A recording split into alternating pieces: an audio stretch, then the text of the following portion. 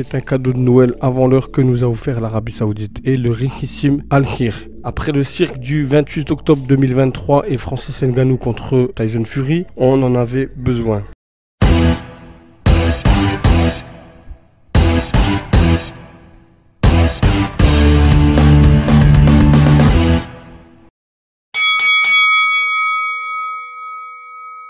Bonjour à tous et bienvenue. Avant de commencer la vidéo, j'aimerais remercier tous les nouveaux abonnés et toutes les interactions que j'ai pu avoir avec chacun d'entre vous dans l'espace commentaire par rapport à la dernière vidéo sur l'analyse de la désillusion Tony Yoka. Sachez que je lis tous les commentaires et je réponds même aux plus hostiles car la critique, pour moi en tout cas, elle est constructive et c'est comme ça que les choses avancent. Donc n'hésitez pas à mettre un commentaire, ça ne peut qu'enrichir les discussions et faire avancer cette chaîne. J'aime parler de boxe, j'aime ce sport et j'aime partager avec vous mon ressenti par rapport à des boxeurs, des actualités et des combats. Je vais essayer dans la mesure du possible de faire une vidéo par semaine. Par contre, je ne peux pas garantir le jour. Il y a pas mal de progrès pour les prochaines vidéos où j'aimerais notamment parler de l'ascension de Jake Paul et pourquoi est-il aussi influent dans le noblard. Encore que non, ces derniers combats c'était pas trop ça. J'aimerais également aller sur les traces de Pierre-Frank Winterstein, un boxeur de la communauté des gants du voyant des années 90 qui a boxé en mi-moyen et également en mi-lourd, je crois, ces deux derniers combats, et faire par la même occasion un focus sur la communauté des gants du voyant et leur rapport à la boxe anglaise. Mais chaque chose en son temps, et aujourd'hui je vais parler de la réunion extraordinaire qui aura lieu ce samedi le 23 décembre 2023 à partir de 17 h. Elle sera diffusée sur DAZN et elle aura lieu en Arabie Saoudite avec 6 combats en poids lourd et 2 en mi-lourd, avec en tête d'affiche Anthony Joshua qui a 26 victoires 3 défaites, qui lui est de retour après avoir battu Robert Helenius par KO au 7e round en août dernier. Il va frotter du cuir avec Otto Wallin qui lui a 26 victoires et seulement une défaite contre Fury, je crois. On aura également en tête d'affiche Deontay Wilder qui a 23 victoires de défaite contre Fury bien sûr, et un nul également contre Fury qui lui aussi est de retour après plus d'un an sans boxer. Son dernier combat avait eu lieu en octobre 2022 également contre Robert Helenius. Lui aussi a gagné par KO mais au premier round. Lui va rencontrer l'épouvantail Joseph Parker, 33 victoires 3 défaites. Mais pour le puriste de boxe que je suis, c'est un cadeau de Noël avant l'heure que nous a offert l'Arabie Saoudite et le richissime Al-Khir. Après le cirque du 28 octobre 2023 et Francis Ngannou contre Tyson Fury, on en avait besoin. Outre Joshua et Wilder, on aura aussi Dimitri Bivol face à Arthur, on aura Drey Opetaia face à Zoro en mi-lourd, on aura également Daniel Dubois contre Garen Miller, Philippe Ergovic, celui que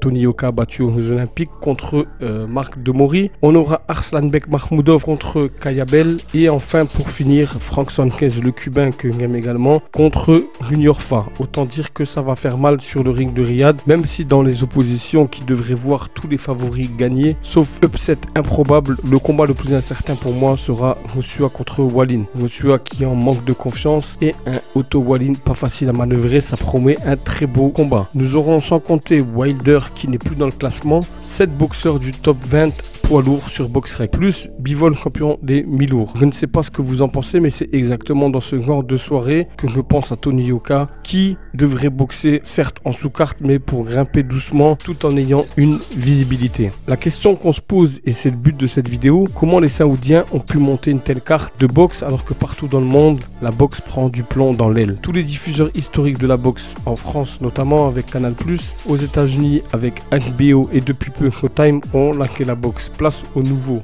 Amazon, DAZN, TNT Sport. Mais pour cette réunion, tout est arrivé d'un homme, Al-Khir, qui, pour rappel, a fait signer le combat Fury-Usyk qui aura lieu le 27 février, toujours en Arabie Saoudite. Et on parle déjà d'un Joshua Wilder en mars 2024, si tout se passe bien pour les deux boxeurs ce samedi. Le Saoudien Al-Khir a réussi à convaincre les deux promoteurs historiques et rivaux de la boxe, Eddie Hearns pour Matchroom Boxing et Frank Warren pour Queensberry Promotion, symbole du camp des possibles ouvert par le magot saoudien. Et une question me vient à l'esprit, est-ce que Riyad va prendre la place de Las Vegas pour nos grandes soirées boxe? Et Frank Warren a en partie donné un indice et je le cite, il y a plus de plans dans les tuyaux, avec une raison très simple à comprendre, l'argent. Si Al-Khir a réussi à réunir tout ce monde en si peu de temps, il le doit à son compte en banque. Bien sûr, l'argent n'est pas inépuisable, même en Arabie Saoudite, mais ce pays n'hésite pas à l'utiliser pour se placer sur la carte du noblard, quitte à ne pas se soucier de rentrer dans ses frais. Et ça compte tout. C'est une nouvelle aube pour la boxe, poursuit Warren. L'Arabie Saoudite a prouvé sans le moindre doute qu'elle allait devenir une destination pour les gros combats. Ils ont réussi à monter des combats et des cartes que l'on n'aurait pas pu mettre en place car cela n'aurait pas été viable financièrement. Eux l'ont fait. Si vous êtes fan de boxe, c'est le paradis par rapport à ça. Lors du combat Fury Ngannou avec Bob Arum, le patron de Top Ranks, on se regardait sans y croire, à se dire qu'on n'avait jamais vu ça alors qu'on a 160 ans de promotion à nous deux. Un Éden pugilistique qui ne compte pas à la dépense pour briller. Comme lorsque toutes les légendes de la boxe sont invitées, tout frais payé pour le combat Fury Ngannou, ou que Mike Tyson est recruté pour devenir le coach du Camerounais pour ce choc et qui est appelé à durer. Grâce à ça, vous verrez beaucoup de gros combats attendus se monter plus facilement dans les années à venir, reprend Warren. Tous les gros combats n'auront pas lieu à Riyad, mais ce sera le cas pour beaucoup. Les grands combattants vont moins s'éviter car ils vont moins chercher à faire monter les prix dans les négociations, ce qui fait parfois capoter les choses. Sous l'égide de son excellence Turki Al-Khir, les combats vont arriver car il fait en sorte qu'il arrive. C'est un moment très excitant pour la boxe. Il s'agit bien sûr de sport walking, l'idée d'utiliser les grands événements sportifs pour laver son image et la redorer, comme c'est aussi très bien le faire le Qatar. Mais cette réalité n'empêche pas le constat d'une boxe revitalisée par le flot de billets venus de l'Arabie Saoudite. La situation braque-ballante de la discipline, même si ça va mieux ces dernières années, offre aux Saoudiens le cadre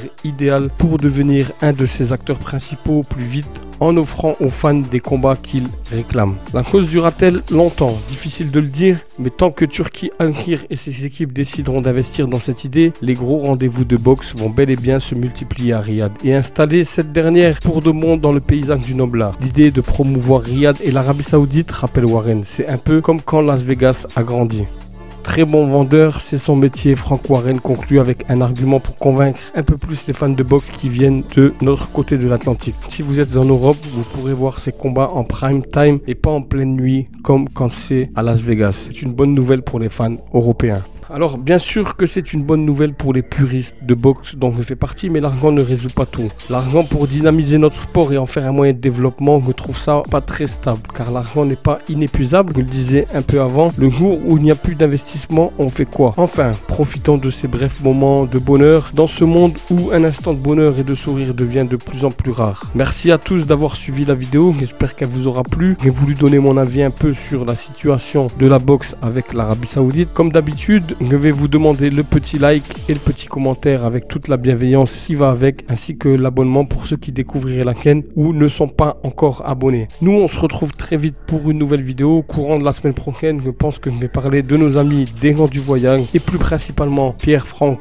Winterstein. Passez de bonnes fêtes, prenez soin de vous, vivez bien, soyez gentils avec les autres, aimez et appréciez vos familles, vos amis. Demain n'est promis à personne. Vive la boxe!